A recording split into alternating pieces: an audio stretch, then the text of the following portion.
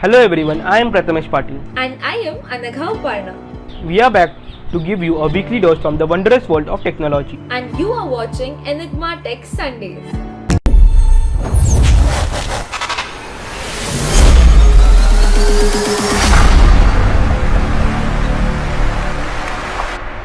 Let's start with the first news for the day. Europe to build a digital twin of the Earth.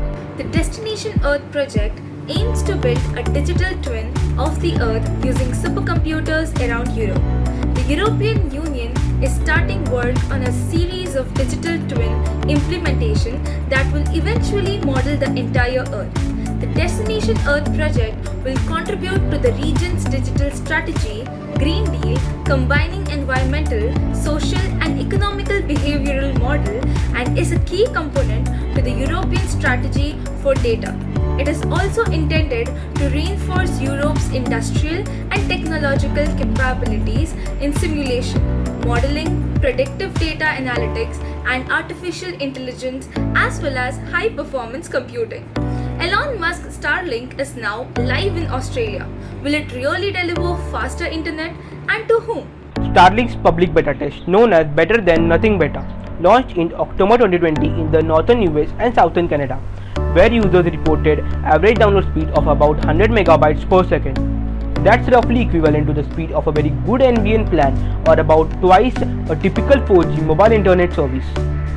Starlink is currently only available to Australians in northern Victoria and southern New South Wales, though it says the service will expand across the country in upcoming months.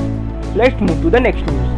VI announces new VIC chatbot. Vodafone Idea has now integrated its VIC chat box with Google's business messages to provide real-time 24/7 customer support to all VI users using smartphones. With this announcement, VI says it has become the first telecom operator in India to integrate with Google's business message in India.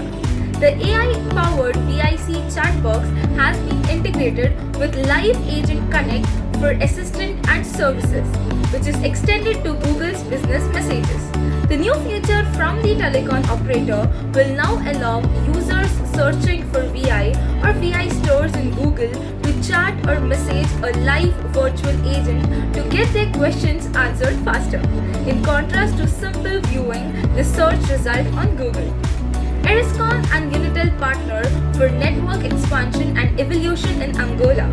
Unitel and Ericsson have signed a 3-year frame agreement for the supply of Ericsson radio system solution as well as core solution and related services. Ericsson will deliver a powerful transformation to Unitel's existing 2G, 3G, 4G radio access network and core infrastructure and prepare the service provider for the future services in Angola. The radio and 5G radio core expansion will enable Unitel to meet the increasing data demands of the customers in Angolan market. Let's move to the next news. Major 6G project starts in Europe. The Hexa-X project has 25 members led by Nokia and Eriscon to develop technology and strategies in 6 key areas for next generation's 6G network by 2030. The major project is set to start this week to develop technologies and new strategies for 6G wireless.